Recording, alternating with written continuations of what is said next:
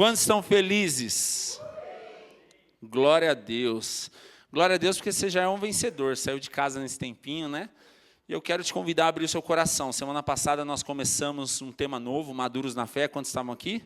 Lembra que a gente falou de 2 Pedro, capítulo 1, do versículo 3 ao 8? Fala coisas que precisam ser acrescentadas à nossa fé, lembram?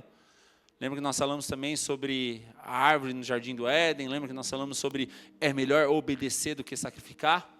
E esse é o propósito, irmãos, nós estamos num tempo de amadurecimento como igreja. Nós estamos num tempo de discipulado, tempo de sentar junto, de aprender. E esse é o grande desafio, irmãos, sabe? A gente crescer junto, amadurecer, avançar. E ainda que momentos de emoção ou sentimento é importante, é bom, é gostoso, mas nós entendemos que uma fé madura também não vive só de emoção. Uma fé madura também ela é coerente, ela tem prudência. Tá? Eu aprendo muito, irmãos, e acho que o grande desafio da fé é nós entendermos que não importa o tempo que nós temos de evangelho, a cada dia é uma oportunidade de aprender. Uma coisa que eu aprendi esses dias, e confesso que eu mesmo já disse isso algumas vezes já aconteceu de eu chegar e falar, irmãos, que momento poderoso do louvor, não precisaria nem ter palavra, nós poderíamos ir embora agora. Quem já ouviu ou já fez isso? E eu tenho aprendido que não dá para a gente encerrar um culto sem uma palavra, porque a palavra é a base, a palavra é o que sustenta. Então, tudo é importante, o louvor é importante, a adoração é importante, mas nós precisamos também de um tempo de sustento, de palavra que traz base. Eu falo isso porque às vezes na emoção, no sentimento, uau, que momento poderoso, onde eu senti arrepio, eu caí e tal, e nós às vezes temos o risco de pensar isso, nossa, foi bom demais, nem precisava ter palavra. Nossa, o louvor falou demais comigo, nem precisava mais palavra. Não, a palavra é necessária. E creio que um tempo de amadurecimento nos leva a entender isso. A cada dia de devocional nos leva a entender isso. E esse é o grande desafio. Eu quero começar, hoje nós vamos falar bastante sobre aprendendo com os discípulos o que é ter maturidade, ou através dos erros dos discípulos, o que é uma imaturidade. Mas primeiramente eu quero começar com Mateus capítulo 26, versículo 20.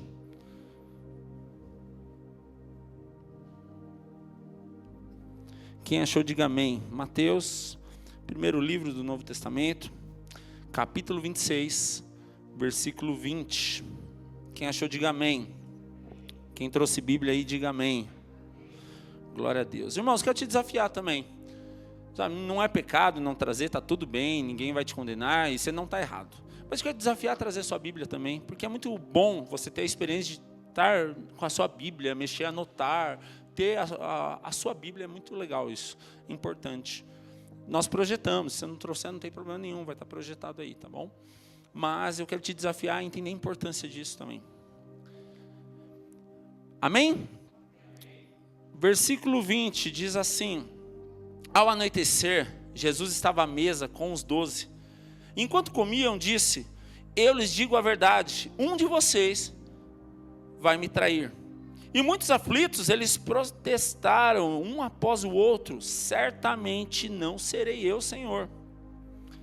E Jesus respondeu, um de vocês que acabou de comer da mesma tigela comigo vai me trair.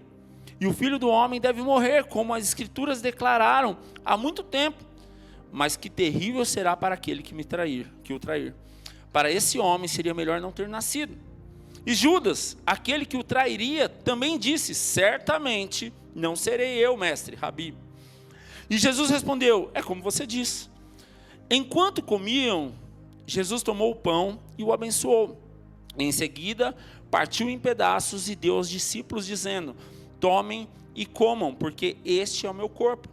Então tomou o cálice de vinho e agradeceu a Deus, e depois entregou aos discípulos e disse, cada um beba dele, porque este é meu sangue que confirma a aliança, e ele é derramado como sacrifício para perdoar os pecados de muitos.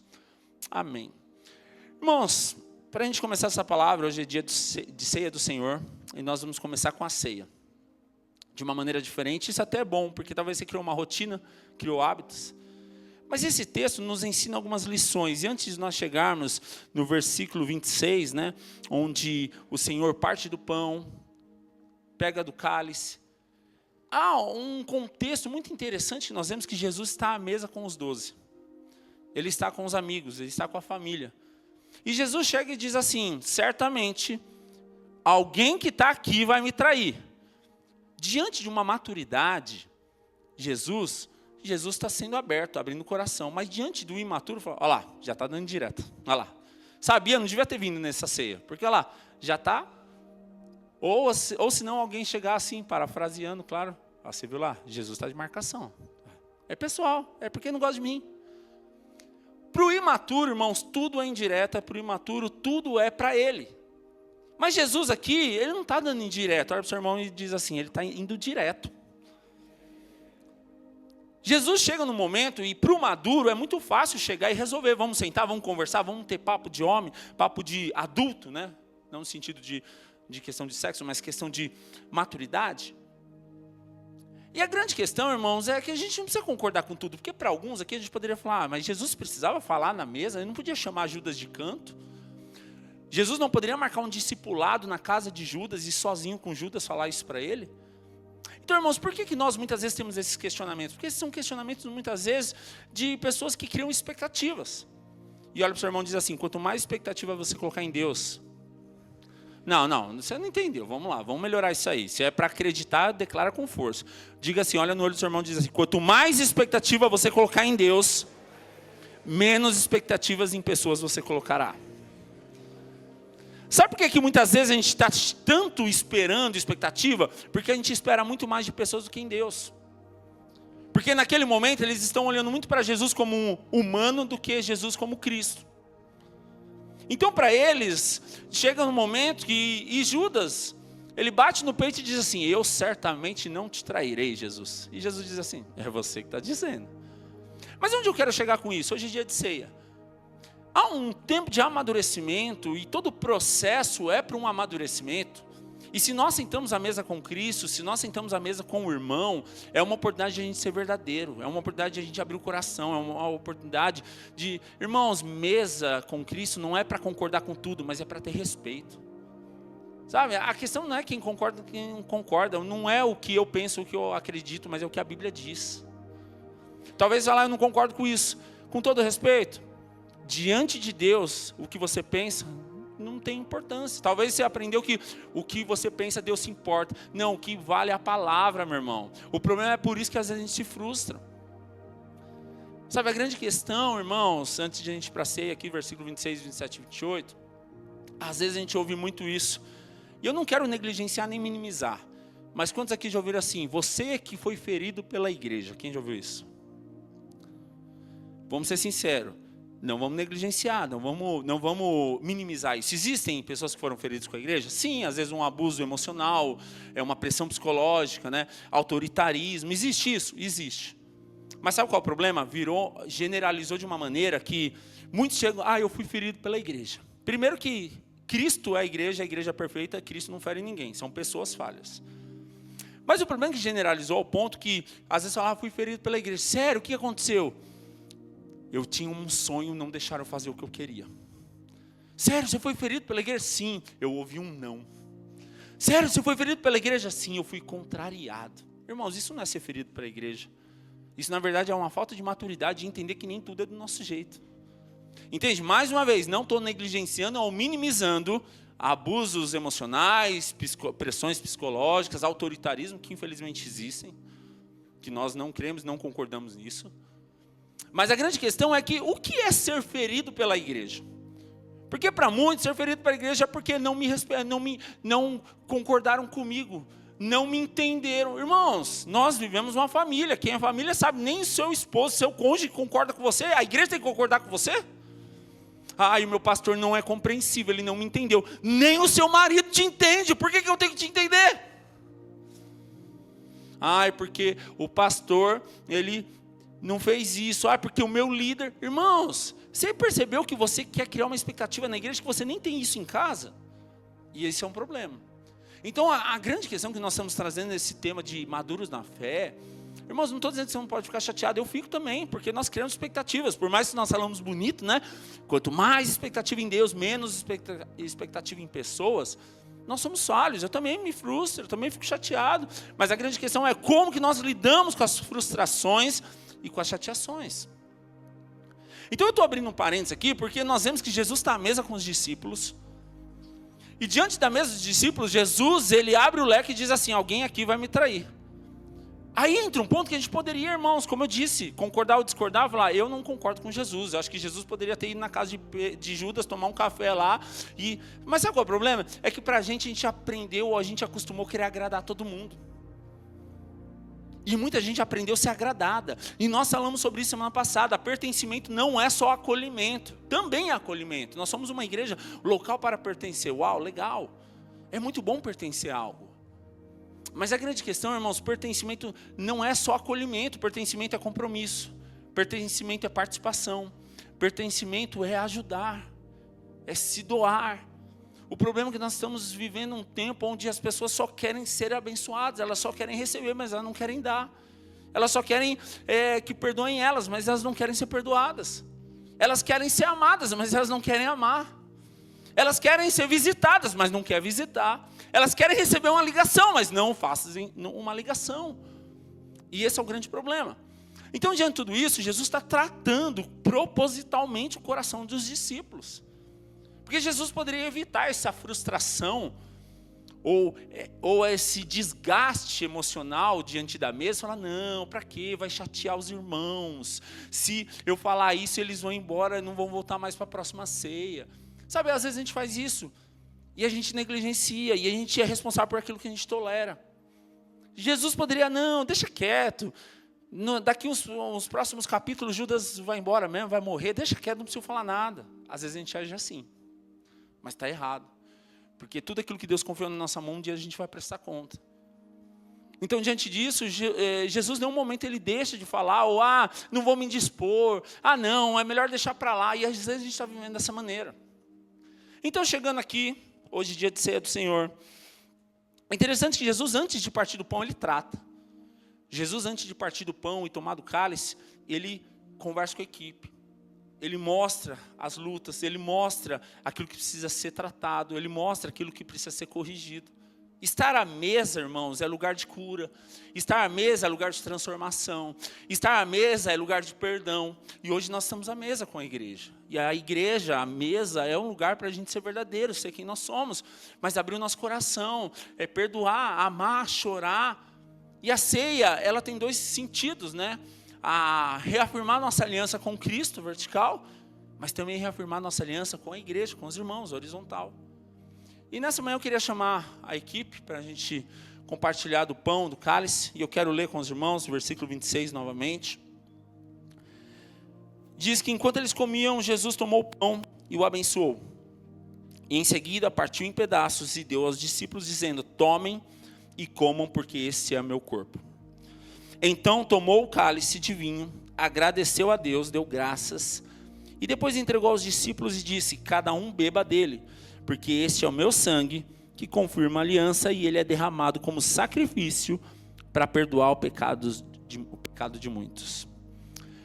Irmãos, quando nós pegamos do pão, o pão ele representa Jesus, que foi na cruz e foi dilacerado, que ele levou sobre toda a enfermidade, que ele sofreu no meu e no seu lugar. E quando nós pegamos esse pão, é uma oportunidade de nós declararmos diante de Cristo, diante da igreja, que o Senhor já levou todo sobre si nossas dores e enfermidades, como diz em Isaías 53. Se você entrou aqui hoje ferido, quando você pega do pão e parte do pão, você pode declarar, Jesus já levou sobre o corpo dele toda a minha doença e hoje eu sou curado. E quando você pega do cálice, você toma do cálice, representa a nova aliança, o sangue de Cristo que foi derramado naquela cruz, que ele representa a remissão, o perdão dos pecados. E quando você pega desse cálice e toma, você declara, eu sou redimido, eu sou perdoado, eu sou amado, o Senhor morreu no meu lugar para me dar vida, para me dar esperança, para me dar uma nova oportunidade, um recomeço. E hoje é dia de ceia, irmãos. E a ceia é para quem está à mesa, a ceia é para a família, a ceia é para aqueles que estão com Cristo, a ceia é para aqueles que ouvem, aqueles que olham. A ceia é para aqueles que estavam aprendendo e ouvindo sobre Jesus, aqueles que estavam sendo corrigidos, aqueles que estavam aprendendo. Isso fala sobre uma família. Sabe, irmão, ceia não é para quem concorda, ceia é para quem é da família. Ceia não é para quem está de acordo com tudo, mas ceia é para aquele que participa e faz parte da família. E nós somos uma família. E eu queria nesse momento orar. Hoje nós vamos fazer no início até com maneira proposital. Mas eu queria que você começasse a orar no seu lugar. Falar: Senhor, nós não queremos estar no culto dia após dia, domingo após domingo, porque nós estamos emocionados. Mas a cada pão, a cada cálice, a cada dia que nós nos reunimos, como a Tua palavra diz, fazer isso em memória de mim até que o Senhor volte. Nós cremos e temos esperança, o Senhor virá, o Senhor vai voltar para buscar a igreja, o Senhor vive, por isso nós podemos crer no amanhã.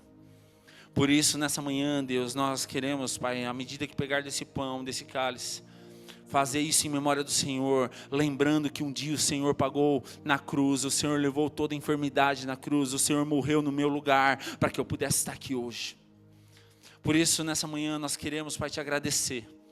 A ceia não é um momento para nós estarmos tristes, porque, coitado, Jesus morreu. Mas a ceia, na verdade, é um dia de celebração, porque nós podemos crer, podemos ter fé, podemos ter esperança, porque o Senhor nos deu vida e nos deu uma oportunidade de sonhar e de viver o propósito do Senhor. Por isso, Deus, nós não queremos hoje, como pessoas emocionadas, ficarem tristes, porque o Senhor morreu na cruz. Mas nós queremos, como cristãos que entenderam o propósito, nos alegrar, porque o Senhor morreu para nos dar vida, e o Senhor hoje nos dá vida e vida em abundância. Por isso, Senhor, nós oramos nesse momento e te entregamos o pão, o cálice, e declaramos que fazemos isso em memória do Senhor, em nome de Jesus. Pode passar do pão e do cálice, você que discerne, você que é batizado, fique à vontade, nós cremos. Tem uva para as crianças. Aleluia. Glória a Deus, irmãos.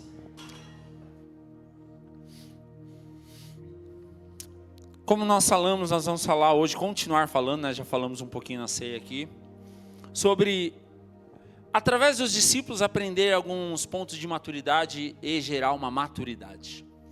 É interessante nós vemos que os discípulos caminhavam com Jesus. É interessante nós vemos que eles tiveram grande experiência com Jesus, mas mesmo diante de grandes experiências, ainda tinham sinais de maturidade. Quer um exemplo? Olha para o seu irmão e diz assim: a maturidade, ela é desenvolvida no processo. Vamos além, irmãos, ter experiência com Deus não significa ter maturidade. E os discípulos vão nos ensinar isso. Ter experiência com Deus não significa ter maturidade. Eles tinham grande experiência, mas muitas vezes tinham sinais ou atitudes, ações de imaturos. E é interessante que a gente aprende com Pedro, 2 Pedro, capítulo 3, versículo 18.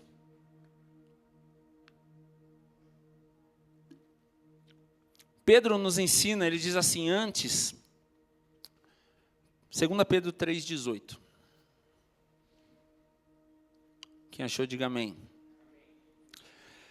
Diz assim: antes, cresçam na graça e no conhecimento do nosso Senhor e Salvador Jesus Cristo. A Ele seja a glória, agora e para sempre. Amém. Olha que interessante, quem foi Pedro?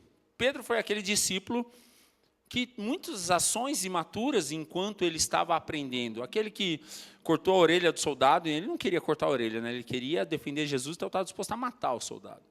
Foi aquele que negou Jesus, né? 3 vezes. Então Pedro teve muitos sinais de maturidade, como eu e você também temos no nosso processo de crescimento cristão. Tá? Quanto mais novo na fé, a tendência é termos mais dificuldades ou mais falhas, que é normal. Como toda criança que está crescendo, ela está avançando e aprendendo. Então, irmãos, o que a gente precisa entender é que ter uma experiência com Deus não quer dizer que você tem maturidade. Porque os discípulos tinham experiências constantemente de ver Jesus fazendo grandes coisas. Como um texto que nós vamos ler daqui a pouco, eles viveram o monte da transfiguração, eles viram tudo lá com Jesus e, de repente, eles estão errando. É interessante, por isso que ele está dizendo assim, é necessário que a gente cresça na graça e no conhecimento do Senhor, do nosso Senhor Jesus Cristo. Porque, irmãos, crescer na graça é crescer em vida com Deus, crescer em experiência com Deus também, crescer em independência de Deus, crescer na graça, favor.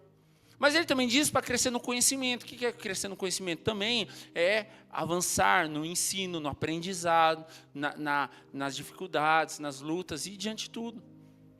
Então, Pedro está nos ensinando uma lição aqui, que ele viveu tudo isso e ele está dizendo com propriedade, porque ele foi um discípulo que muitas vezes estava lá negando Jesus, estava lá cheio de ira, bravo, querendo matar todo mundo.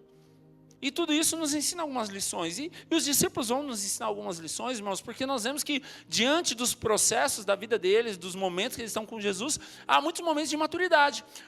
Vamos lá. Marcos, capítulo 9, versículo 33 ao 35.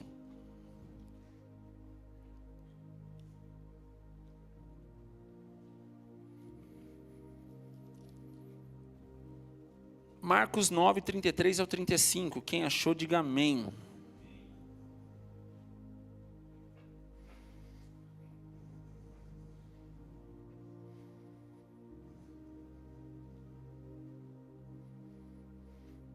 Amém. O começo desse texto, irmãos, depois você lê, fala do Monte da Transfiguração. O Monte da Transfiguração. Pedro, Tiago e João estão lá no monte com Jesus, onde Jesus leva e tal. Então, olha que interessante o que eu acabei de falar. Experiência com Deus não é sinal de maturidade. Tem gente que tem uma experiência, mas não quer dizer que você tem uma experiência que você está apto. Você está aprendendo, está em processo. Toda a maturidade, ela passa por processo de aprendizado. E olha que interessante o texto diz a partir do versículo 33. Depois que chegaram a Cafarnaum e se acomodaram numa casa, Jesus perguntou aos seus discípulos: sobre o que vocês discutiam no caminho? E eles não responderam, pois tinham discutido sobre qual deles era o maior. E Jesus se sentou, chamou os 12 e disse: quem quiser ser o primeiro, que se torne o último e seja servo de todos. E é legal que nós vamos ver, através da vida de Jesus, o sinal de maturidade de Jesus, ao ponto de ele lavar os pés, servir. Jesus estava todo o tempo mostrando que era ser um cristão genuíno. Mas é interessante que os discípulos estão tendo experiência após experiência com Deus, com Jesus, e há um momento que eles estão caminhando com Jesus, andando com Jesus, e eles estão indo no caminho fazendo o quê? Discutindo quem é o maior. Irmãos, isso é um sinal de maturidade. Eles estão andando com o mestre, eles estão andando com Jesus, o que mais importa é Jesus, mas eles estão discutindo quem é maior entre eles. Isso é coisa de criança. Isso é coisa de quem não sabe perder. E deixa eu te falar algo, irmão, serve para todos nós. Quanto mais a gente não sabe perder, mais imaturo a gente é. E os discípulos, eles estão aqui nesse sentido, eles não sabem perder, eles querem ganhar. Por isso Jesus chega assim, ó, vocês não entenderam nada. Porque quem quiser ser o primeiro, então você precisa se tornar o último. Você tem que ser o primeiro a servir. Você quer mesmo ser o primeiro? Então sirva.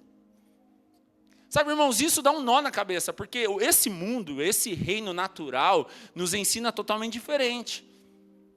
E eu sei que essa é uma palavra que as pessoas não querem ouvir, porque essa palavra vai confrontar o nosso ego. Essa palavra vai contra o que a gente gosta de ouvir. Porque o que a gente gosta de ouvir? Você é vencedor, você vai dar certo, você é o sonho de Deus. Heresia isso. Você é a prioridade. Irmãos, não é sobre o que nós somos, é quem nós somos em Deus. Porque senão a gente cai no perigo de massagear o nosso ego e, eu sou tão importante, eu sou fundamental, sem o Douglas a obra de Cristo não vai. Misericórdia, se eu morrer ou se eu parar, Jesus vai escolher gente muito melhor. Então, o que nós estamos vendo aqui? Um sinal de maturidade é uma competição.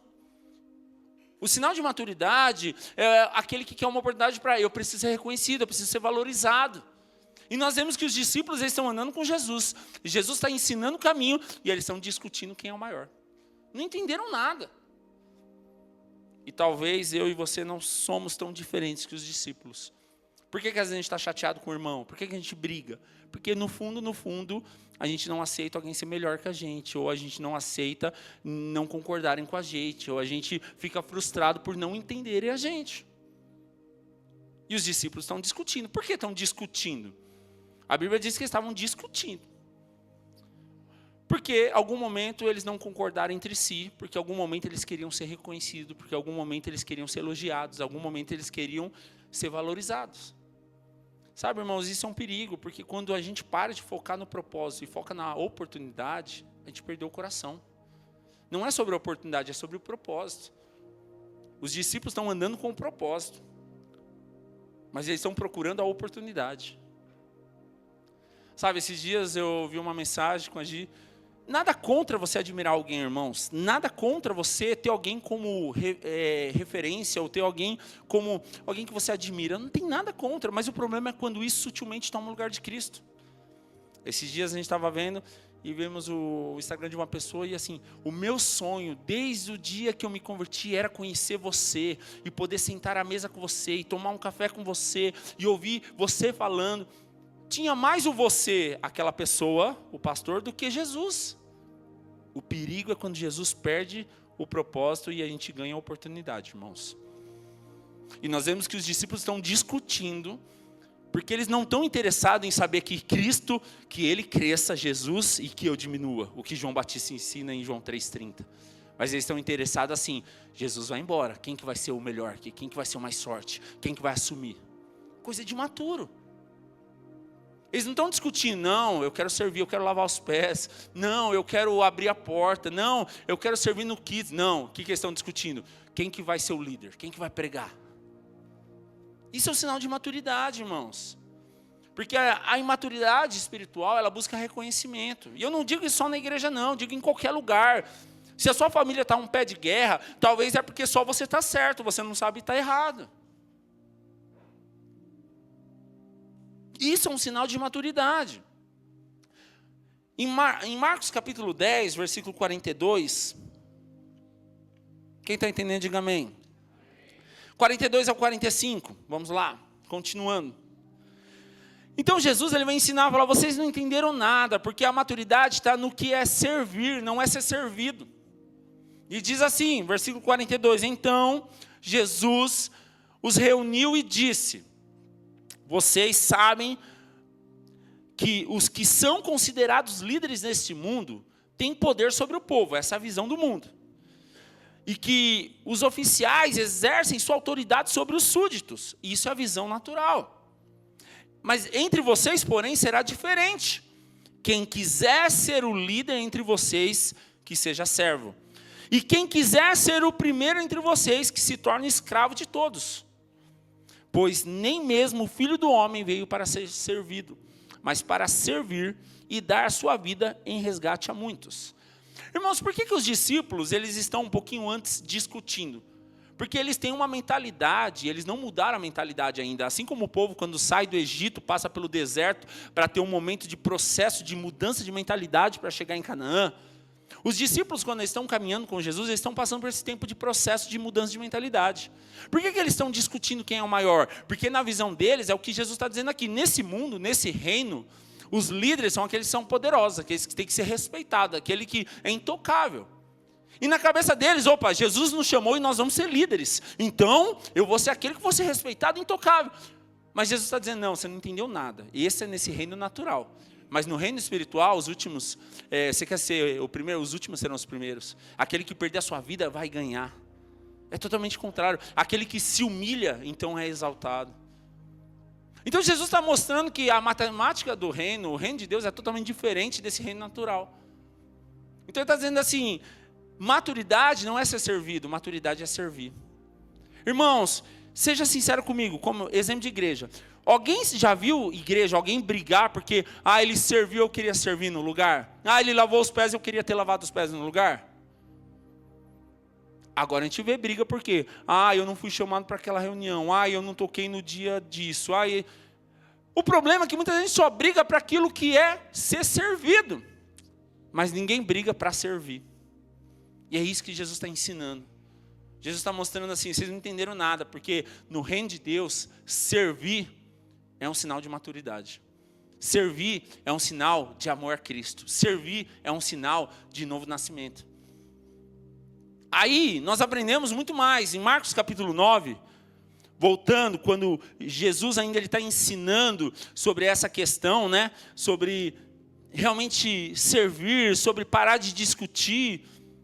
Aí o versículo 38, volta lá, a gente leu até o 35, vamos para o 38 agora.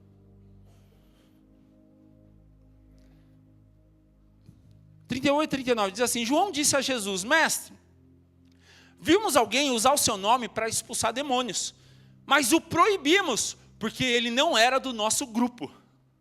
Misericórdia. Não o proíbam, disse Jesus, ninguém que faça milagres em meu nome falará mal de mim a seguir. Põe o versículo próximo também. E ele diz, quem não é contra nós, é a favor de nós. Irmãos, olha que interessante, e aqui Jesus vai nos ensinar sobre imparcialidade. Olha que interessante, às vezes a gente tem até a intenção correta, mas o propósito errado. Olha que João diz assim, mestre, todo orgulhoso, né, achando que está arrebentando. Mestre, estavam pregando no seu nome, mas eu proibi. Jesus disse, você fez a maior besteira. Não, mas ele não era do nosso grupo. O grande perigo da nossa vida é isso, irmãos. A gente só valoriza aquilo que é do nosso grupo, da nossa classe, daquilo que nós acreditamos, daquilo que anda conosco. Jesus está ensinando, não. Se está pregando o evangelho, não importa se é da igreja local, não importa se é da igreja A, B ou C, o importante é viver o propósito corretamente. Mas qual é o problema que nós vemos? Uma certa parcialidade, onde o quê? Não é do meu grupo, não tem valor. Não é do meu grupo, eu não concordo. Não é do meu grupo, não serve. Aí, irmãos, trazendo para a vida da igreja, quantas vezes a gente vive dessa maneira, irmãos? Às vezes a gente reclama tanto de grupos, mas você é o primeiro a criar o seu grupo. Irmãos, não tem problema você ter afinidade com pessoas. Eu tenho mais afinidade com o Pablo Cadano porque eu sou do louvor, está tudo bem. Eu tenho mais afinidade com o Léo porque é do staff, está tudo bem. Eu tenho mais afinidade com o pessoal da cozinha porque eu passo mais tempo, está tudo bem. Afinidade é isso, você não vai ter afinidade com a igreja toda. O problema é quando você começa a se tornar parcial. As únicas pessoas que prestam na igreja é aquele que é do meu grupo. Isso é o problema. Sabe, eu vou além, irmãos. Quantas vezes a gente agrada demais? Quer um exemplo? Eu vejo sinal de maturidade, às vezes entre nós, líderes mesmo. Às vezes a gente faz os devocionais. Aí o fulano posta. Eu sou amigo dele. Eu vejo isso nitidamente. Teve 16 devocionais, a pessoa curtiu um só. Era ou da esposa ou de um amigo e não curtiu mais nenhum. Sabe, às vezes a gente só valoriza aquilo que está com a gente. A gente precisa aprender a valorizar tudo. Eu sou muito incisivo nisso. Eu falo, você quer valorizar? Valoriza tudo. Se eu posto um pregando, eu posto todo mundo pregando. Se eu posto um no louvor, eu posto todo mundo no louvor. Sabe por quê? Porque a gente precisa valorizar toda a equipe, valorizar a família toda. A gente tem a tendência de valorizar só o nosso grupo. O meu GC é o melhor. Você nunca agradeceu, nunca elogiou algo que não é do seu, porque não é você que faz. Isso é parcialidade. E Jesus está dizendo assim, João, você não entendeu nada. Você está proibindo pregar o evangelho porque não é o seu grupo? Sabe, irmãos, quantas vezes a gente não se alegra com o evangelho ser pregado porque a gente que não está fazendo? E existe uma frase que está queimando muito no nosso coração nesses dias, temos falado bastante ela, do Francis Chan, que diz, você não quer que o avivamento aconteça, mas você quer ser o líder do avivamento. E esse é o problema, porque muitas vezes, irmãos, a gente não celebra porque não foi a gente que fez. Não concordo. Não concordo porque não é você, porque se fosse você, estava lindo e maravilhoso.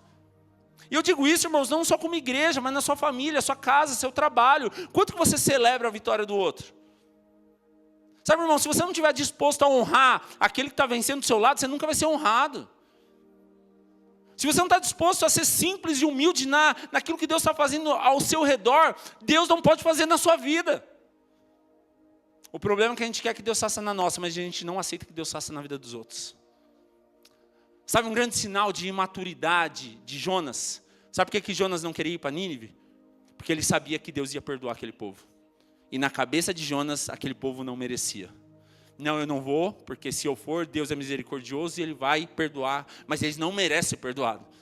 Quem é Jonas para decidir o que Deus deve ou não deve fazer? Agora pense o seguinte, fala o seu nome, eu vou falar o meu, você fala o seu. Quem é o Douglas para entender ou decidir o que Deus pode ou não pode fazer? Sabe, Jonas, ele está indo para um outro propósito, porque ele não concorda com o propósito de Deus, porque ele acha que Deus está sendo bonzinho demais. Quem é você para achar alguma coisa sobre Deus? Sabe, muitas vezes nós estamos vivendo dessa maneira, irmãos, e nós, diante disso, acabamos sendo parciais, porque não é bom, porque não é meu grupo. Mas é bíblico, é propósito, é de Deus, mas já que não sou eu que estou fazendo, não serve. Irmãos, não tem como Deus nos colocar no alto se nós não formos humildes para reconhecer quem está acima da gente primeiro. Às vezes você ora e fala, eu quero ser um líder de GC. Você não honra ser o líder de GC. Eu quero ser chefe da minha empresa. Você só fala mal do seu chefe. Quero casar. Você vive falando mal de mulher. O evangelho tem que ser coerente com aquilo que você vive, meu irmão. O evangelho tem que ser coerente com aquilo que você pratica. Sabe, maturidade não é o quanto que você já leu a Bíblia, mas é o quanto você vive aquilo que você já leu. Maturidade não é o quanto você conhece, mas é o quanto você coloca em prática o que você conhece. Sabe, muitas vezes nós temos a tendência, somos tendenciosos a viver aquilo que nos agrada ou só valorizar aquilo que eu concordo. Mas diante de igreja, irmãos, igreja não é um lugar para fazer só o que você concorda. Igreja é lugar para servir. E servir muitas vezes vai ser abrir mão da sua vontade. Mais uma vez, irmãos, eu vou falar. Eu sei que essa não é uma palavra que você está esperando ouvir dia após dia. Porque essa palavra não massageia ego, confronta o nosso ego. Mas é isso que traz maturidade. Crescimento não vem através de elogio, crescimento vem através de correção. É por isso Jesus dá uma oportunidade para Judas. Ele não chega e fala, nossa, vocês são uma equipe maravilhosa, só tenho que agradecer. Não, Jesus fala assim, aqui há um que vai trair. Sabe o que é isso? Não é exposição, não é indireta, mas é uma oportunidade para falar, muda de vida, estou te dando uma chance. Se Jesus não tivesse acreditado, se Jesus não fosse alguém que investisse em Judas, ele teria desistido faz tempo. Mas até o último momento, Jesus deu uma chance para Judas. Até o último momento, Deus dá uma chance para Adão. Adão, o que você fez? Deus sabe o que Adão fez, mas ele dá a oportunidade de falar, Adão, o que você fez? Fala, abre seu coração. Mas qual que é o coração de Adão? Não foi eu, foi a mulher que tu me deste. Quando Adão fala que não foi ele, foi a mulher que Deus deu, quem foi errado? Foi Eva? Não, foi quem? Deus. Sabe quantas vezes a gente está culpando a Deus pelos nossos fracassos, meus irmãos? Quantas vezes a gente está culpando a Deus por aquilo que não deu certo na nossa vida? Adão olha para Deus e tem a cara de pau de ter um relacionamento com Deus e fala assim, não foi eu, Deus, foi você. Sabe, um sinal de maturidade é quando a gente nunca está errado. Sempre os outros são... A gente tem justificativa para tudo. A gente tem resposta para tudo. Tanto Adão quanto Judas, eles tinham uma oportunidade diante de Deus, diante de Jesus, falar, eu errei, eu fui o problema. Deus seria misericordioso de falar, eu te perdoo, meu filho. Mas sabe o que eles fizeram? Eu, Jesus, jamais vou te trair. Sabe o que a gente aprende com essa lição? Judas ainda com certeza saiu daquela mesa resmungando, tá vendo? É com esse que vocês querem andar? Tá me acusando. Sabe, quantas vezes a gente inverte, quer se vitimizar naquilo que a gente sabe que no fundo a gente está errado. Então, maturidade, a gente entender tudo isso e ser tratado, irmãos. E, mais uma vez, isso não é para fulano, para tal, isso primeiramente é para mim, porque todos nós estamos sujeitos e todos os dias somos testados para praticar a maturidade cristã, ser maduro na fé. E por último, Lucas capítulo 9, versículos 51 a 56.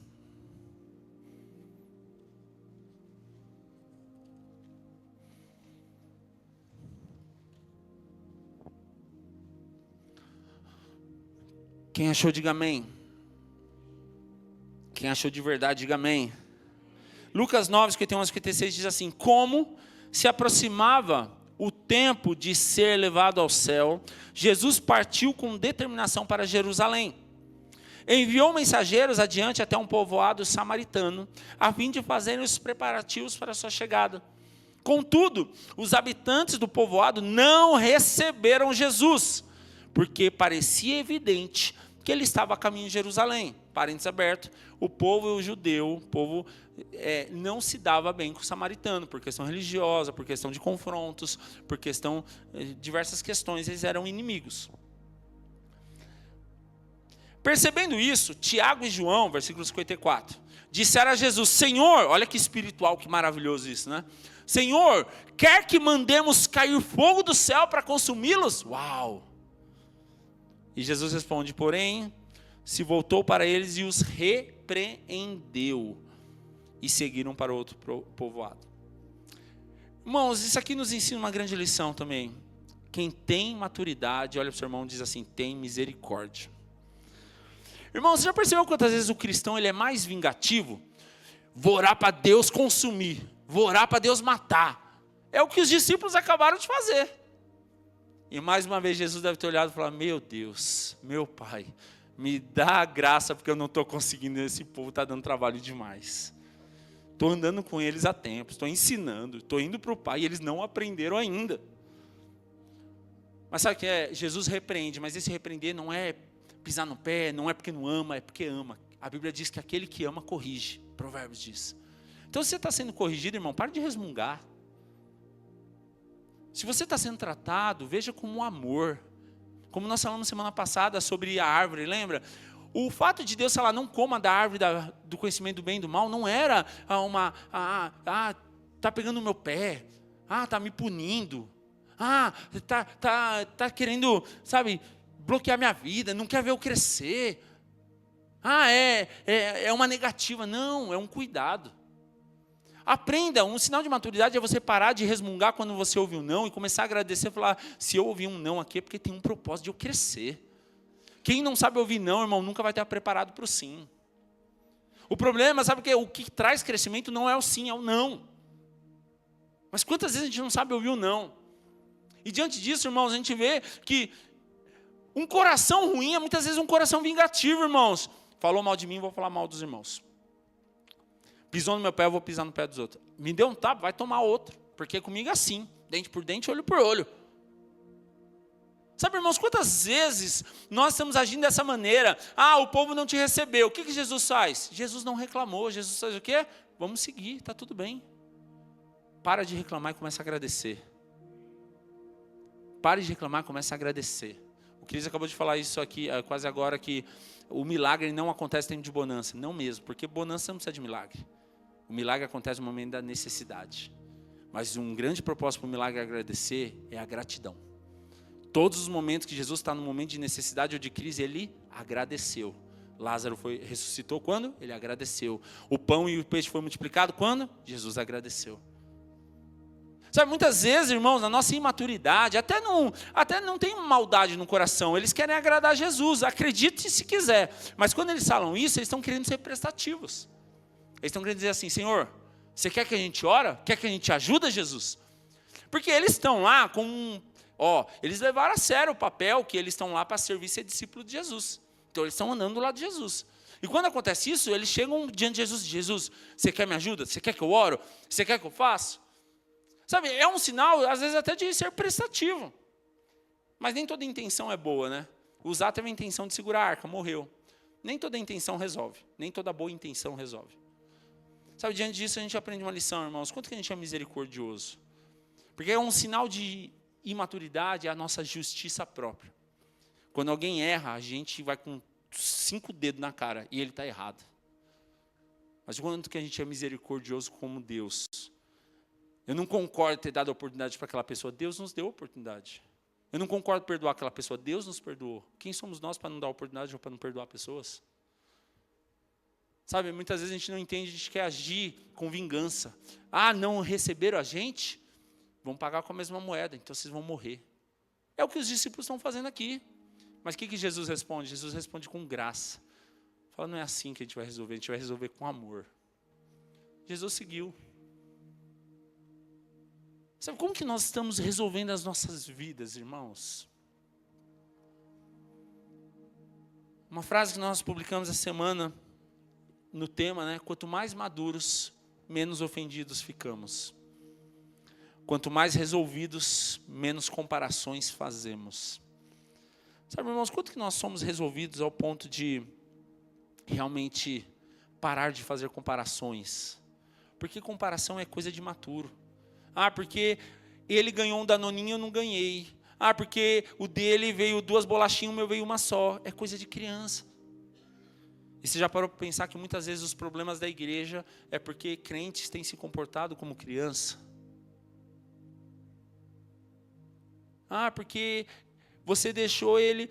Sabe o que eu vejo? Sinais de infantilidade. E isso, infelizmente, acontece no nosso contexto familiar, igreja, trabalho em todo lugar.